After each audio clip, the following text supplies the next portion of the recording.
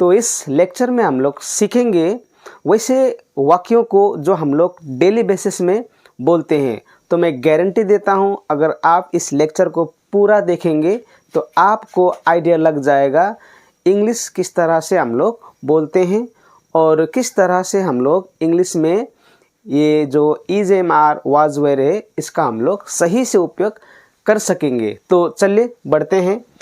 तो इस लेक्चर में हम लोग डिस्कस करेंगे use of is am are was and were और इनके उपयोग से हम लोग बोलेंगे वैसे वाक्यों को जो हम लोग अक्सर बोलते हैं और हमें इस तरह के वाक्यों का अक्सर ज़रूरत होता है। तो चलिए सेंटेंस को डिस्कस करने से पहले हम लोग कुछ सूत्र को जानते हैं। बाय द वे इंग्लिश बोलने के लिए सूत्र का ज़रूरत बिल्कुल नहीं होता है और ग्रामर का भी बिल्कुल इम्पोर्टेंट नहीं होता है, लेकिन कुछ कुछ जो बेसिक जो यूज़ है उसको जानना ज़रूरी है। तो उसको हम लोग जानते हैं और हम लोग यहाँ पर डिस्कस करते हैं। तो सबसे पहले हम लोग जानते हैं आई के साथ हम लोग यूज़ करते हैं एम और वाज को। अब ये जो इज एम आर है ये है प्रेजेंट टाइम को दर्शाता है, जबकि वाज और वेयर हम लोग पास्ट टाइम के लिए उपयोग करते हैं। पास्ट टाइम मतलब बीते हुए समय को अगर हम लोग बोलते हैं तो कुछ अवस्था में हम लोग वाज वेयर को उपयोग करते हैं। उसी तरह इज एम आर का उपयोग हम लोग करते हैं वर्तमान समय में हम क्या है और वर्तमान समय में मैं क्या कर रहा हूँ, तो इस अवस्था में हम लोग इज एम आर का उपयोग करते हैं। तो आई के साथ यहाँ पर एम और वाज फिक्स्ड है, आई के साथ हम लोग आर नहीं लगा सकते हैं, आई के साथ हम लोग वेयर भी नहीं लगा सकते हैं। उसी तरह ही शी इट नेम, यानी कि जब भी हम लोग इस तरह के सब्जेक्ट्स को देखते हैं तो उसके साथ हम लोग वाज इज और वाज को उपयोग करते हैं। इन सब्जेक्ट्स के साथ हम लोग एम का उपयोग बिल्कुल नहीं कर सकते हैं और आर का भी उपयोग बिल्कुल नहीं कर सकते। यहाँ पर ध्यान देना है, जो मैंने यहाँ पर लिखा है इसको attentively you have to see, because with the help of them you are going to speak English after completing this lecture. तो थर्ड में है they, we, you, plural names. Plural names का मतलब होता है एक से ज़्यादा आदमी, एक से ज़्यादा नाम जब भी आता है तो हम लोगों को आर या फिर वेयर का उपयोग करना होता है। तो हम लोगों ने यहाँ पर जाना कहाँ पर लगाना है इज, वाज और कहाँ पर लगाना है आर, वेयर और कहाँ पर लगाना है एम और वाज। तो इतना ही था इसका जो किसके साथ यूज होता है, इतना ही जानना था। अब हम लोग जानेंगे डायरेक्टली सेंटेंसेस से कि किस तरह से हम लोग इज एम आर और वाज वेयर को उपयोग करते हैं। मैं गारंटी दूंगा अगर आप if you complete this lecture then you will speak English. Okay, तो चलिए एग्जाम्पल से समझते हैं। एग्जाम्पल नंबर 1 में है मैं खुश हूँ। तो अभी मैंने क्या बताया था, इज एम आर का उपयोग हम लोग वर्तमान समय में मैं क्या हूँ, वर्तमान समय में वो क्या है, वर्तमान समय में जो वर्तमान में अभी हम लोग क्या है, वे लोग क्या है, किसी का नाम किसी का गुण को दिखाने के लिए हम लोग ये इज एम आर का उपयोग करते हैं। तो यहाँ पर है अभी सेंटेंस नंबर 1 में मैं खुश हूँ, मैं खुश हूँ यहाँ पर है। तो यहाँ पर आई एम हैप्पी आपको बोलना है क्योंकि आई के साथ हम लोग एम का उपयोग करते हैं। अब वाज का उपयोग हम लोग क्यों नहीं कर रहे हैं, why are we not using was here with I, because मैं खुश हूँ, this is about the present time, मैं वर्तमान में खुश हूँ, that's why I have to say I am happy. Okay, so I can not say here was. हम लोग वाज का भी डिस्कस करेंगे लेकिन इससे थोड़ा समझेंगे उसके बाद हम लोग करेंगे। तो मैं खुश हूँ, आई एम हैप्पी। अब 2 नंबर में है वह मेरे साथ है। अब वह जो है ये वहाँ में ये जो वह हम लोग यहाँ पर लड़की या फिर लड़का दोनों के लिए यहाँ पर बोल सकते हैं क्योंकि यहाँ पर वह मेरे साथ है। इस अवस्था में हमें जेंडर पता नहीं चल रहा है कौन सा जेंडर है, लड़की है या लड़का। तो मैं यहाँ पर ही भी लिख सकता हूँ या फिर मैं यहाँ पर सी भी लिख सकता हूँ क्योंकि ही का मतलब भी वह होता है और सी का मतलब भी वह होता है। तो ही इज़ विद मी या फिर she is with me, both are correct क्योंकि ही और सी के साथ ही हो या फिर सी हो वर्तमान में हम लोग इज़ लगाते हैं। तो ही इज़ विद मी या फिर she is with me, you have to say. वह मेरे साथ है, ही इज़ विद मी या फिर सी इज़ विद मी, हमें इस तरह से बोलना है। अब थर्ड नंबर में है वही लोग हमारे घर में हैं, वही लोग, तो वही लोग को इंग्लिश में क्या बोलते हैं? दे। जी हाँ, ये वही लोग, हम लोग, वह, इसका, वही लोग, इन्हें, इस तरह के शब्दों को इंग्लिश में क्या बोलते हैं और इस तरह के शब्दों के इंग्लिश में क्या होता है, किस तरह से हमें इंग्लिश में इस तरह के शब्दों को बोलना होता है, इस बारे में मैंने ऑलरेडी एक वीडियो बनाया है। मेरे चैनल के प्लेलिस्ट में जाकर आप वहां पर देख सकते हो, उसके बारे में आप समझ सकते हो। ओके, तो वही लोग हमारे घर में हैं, तो वही लोग को बोलता है इंग्लिश में they. So they are at my home, they are at my home, क्योंकि अब वही लोग को दे बोलता है और दे के साथ क्या बैठता है वर्तमान समय में? आर। और वही लोग हमारे घर में हैं, मतलब ये अभी वर्तमान समय का बात है। That's why I have not used with they here where.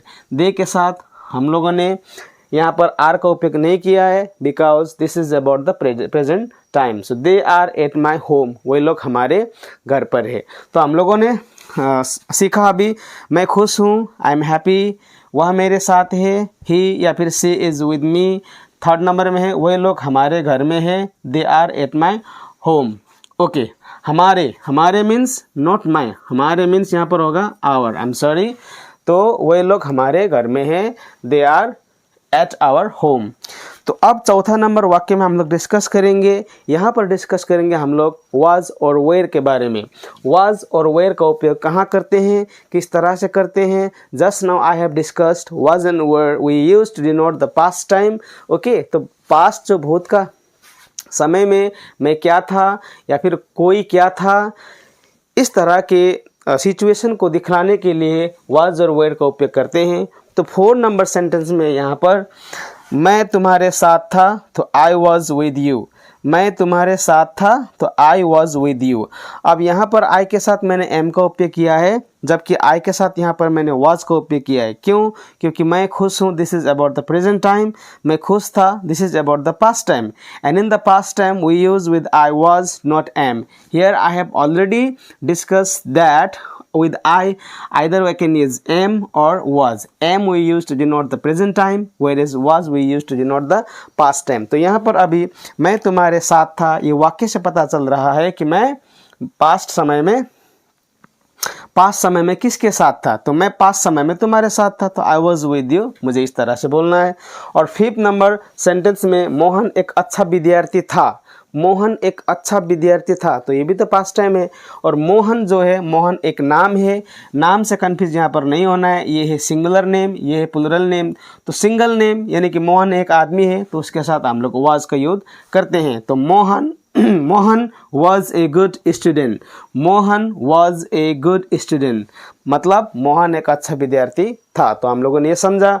अब 6 नंबर क्वेश्चन में क्या है? हम लोग अनजान थे, हम लोग अनजान थे। तो हम लोग के बारे में यहाँ पर है वी के साथ हम लोग लगाते हैं were, because this is about the past time. तो हम लोग अनजान थे, वी वर अननोन। अनजान को इंग्लिश में बोलता है अननोन, और स्ट्रेंज भी बोल सकते हैं हम लोग। ओके, तो या फिर स्ट्रेंजर हम लोग बोल सकते हैं।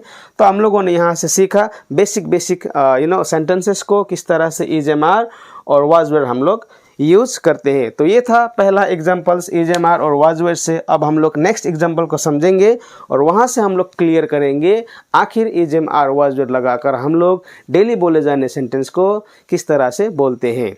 तो अब हम लोग नेक्स्ट एग्जाम्पल्स को देखेंगे। पहले वाले एग्जाम्पल्स में हम लोगों ने बेसिक जो सेंटेंसेस था एसरेटिव सेंटेंस से वहाँ हम लोगों ने देखा। अब यहाँ पर हम लोग कुछ अलग टाइप के सेंटेंसेस को देखेंगे, लेकिन यूज़ उसी is am are was were को हम लोग यहाँ पर करने वाले हैं। तो पहला जो सेंटेंस है क्या तुम घर में हो, सो ये हुआ क्वेश्चन। तो जब भी इस तरह के क्वेश्चन को बोलना होता है तो आर यू एट होम, यहाँ पर आपको यू आर एट होम नहीं लगाना है क्योंकि ये क्वेश्चन है, ये सवाल है। Are you at home. By the way इसका दूसरा तरीका से हम लोगों को सीखना होता है ग्रामेटिकली, इसको थोड़ा रूल को समझ के, लेकिन कोई बात नहीं, यहाँ पर उतना ग्रामर समझने का ज़रूरत नहीं है, आपको सिर्फ बोलना है, आपको सिर्फ यहाँ से कंसेप्ट लेना है। क्या तुम घर में हो, आर यू एट होम।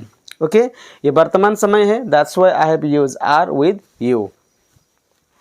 तो 2 नंबर में है वह कौन है, वह कौन है, दैट मीन्स यहाँ पर पूछ रहा है कि कोई है वहाँ पर, तो वह कौन है, तो इसको हम लोग बोलेंगे who is he, who is he. या फिर हम लोग वह कौन है को यहाँ पर हम लोग सी भी लगा सकते हैं, हु इज़ सी, क्योंकि वहाँ से हम लोगों को पता नहीं चल रहा है कि जो ये वाक्य है लड़की के लिए है या फिर लड़का के लिए। तो ऐसा अवस्था में हम लोग हु इज़ ही या फिर हु इज़ सी दोनों लगा सकते हैं, नो प्रॉब्लम। मोहन और सोहन अच्छे हैं, यहाँ पर 2 नाम है मोहन और सोहन, प्लूरल नेम्स है, तो इसके साथ हम लोगों को देखना होता है ये प्रेजेंट टाइम है, मोहन और सोहन अच्छे हैं, तो यहाँ पर हम लोग आर लगाते हैं, Mohan and Sohan are good, Mohan and Sohan are good. अब यहाँ पर 4 नंबर वाक्य में क्या दिया है, सभी लोग कहाँ थे, सभी लोग कहाँ थे, ये भी प्रश्न है, तो यहाँ पर हम लोग लगाते हैं where were all people, where were all people, सभी लोग कहाँ थे, कहाँ को बोलता है वेयर, और यहाँ पर वेयर, ये वेयर होता है, ये वेयर होता है, हाँ थोड़ा प्रोनाउंसिएशन डिफरेंस होता है, no problem, where were all people. अब वेयर यहाँ पर हम लोगों ने इसलिए लगाया बिकॉज पीपल एक प्लूरल, प्लूरल क्या है, पीपल एक प्लूरल वर्ड है, तो यहाँ पर हम लोगों ने लगाया वेयर वर ऑल पीपल, सभी लोग कहाँ थे। अब ये है हम लोगों का 5वां एग्जाम्पल, उसके साथ कौन था, उसके साथ कौन था, हु वॉज विद हिम, तो हु मतलब होता है कौन, तो हु वॉज विद हिम हम लोग इस तरह से लगाते हैं।